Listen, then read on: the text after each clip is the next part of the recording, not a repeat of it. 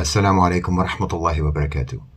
In my opinion, Pakistan Harapan was supported by the United States, despite the fact that they don't enjoy the support of the Malay majority, because they wanted to be able to have dominant influence over a PH government if it were elected. And of course, having this influence over PH is more plausible if they don't have majority support of the Malays, because it's always easier to make a party or a government more dependent upon your support if you don't have support from your own population, because you need them in order to stay in power.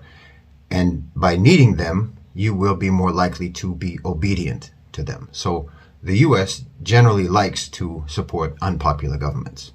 Now, they want to have this influence over the government because the US is currently trying to reconfigure the global system. They are dismantling the post-World War II world order, which had been based largely on guaranteeing the safety of trade, global trade, for particularly Europe, and they were ensuring that Europe would be prosperous, which is what we all know as globalization. But now the United States is pivoting to Asia. There's many reasons for this, but it's largely because, quite simply, Europe is dying, while Asia still has a robust birth rate.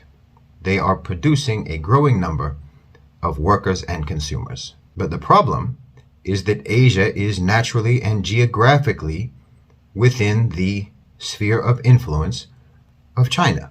And most of the countries that are in that sphere of Chinese influence historically have practiced non-alignment.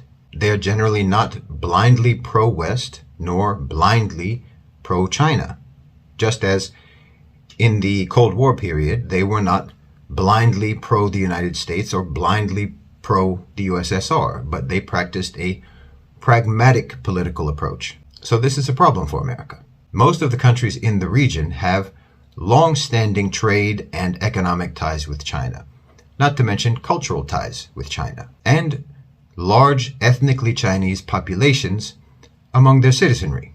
But for the US, there are two countries that are absolutely crucial to their strategy: Malaysia and Indonesia.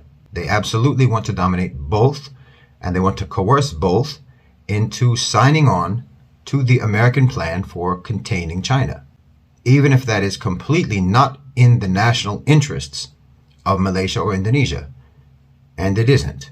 So I think that the United States supported Anwar, supported PH, because they assumed that they would be able to have confidence in a PH government backing the American agenda in Southeast Asia. Now, that doesn't mean that PH will do so. It doesn't mean that they are doing so.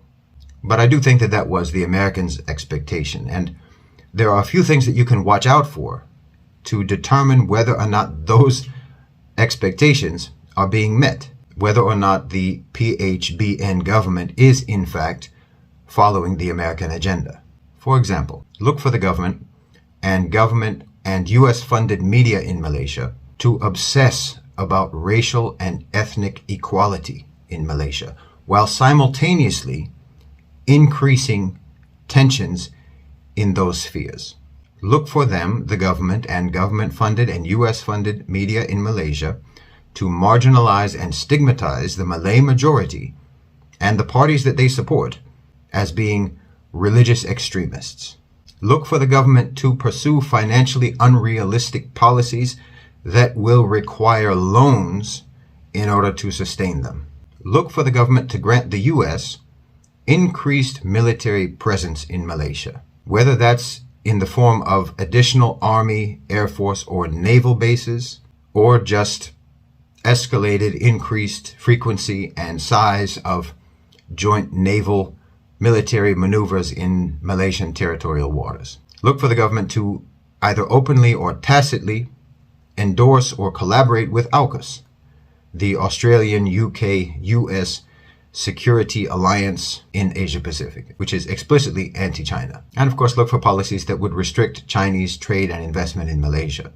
And look for there being numerous meetings between Malaysian and US officials where the subject matter of the meetings is vague and what's discussed is never really disclosed, and the results of those meetings is never really disclosed in any kind of detail.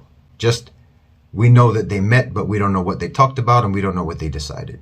If these types of things start happening, if you start noticing these things happening, then it would indicate to me that indeed the PHBN government is adhering to the American agenda.